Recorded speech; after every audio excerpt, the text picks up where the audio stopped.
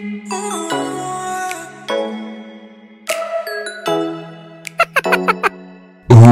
yeah!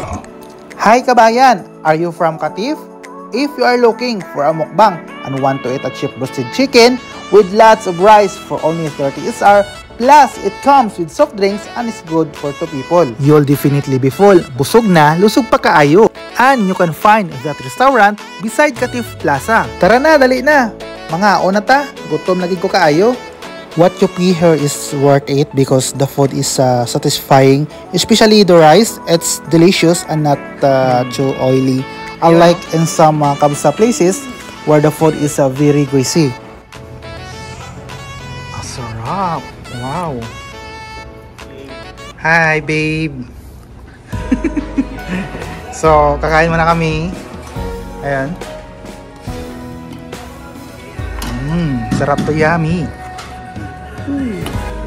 Thank you kay Boss Carlo sa sponsor nyo. Grabe ba?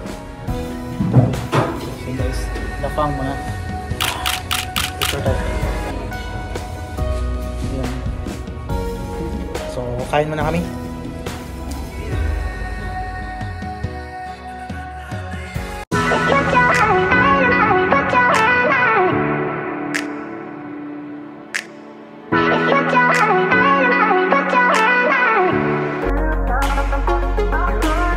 And finally, I'm full and my cravings for roasted chicken were totally satisfied.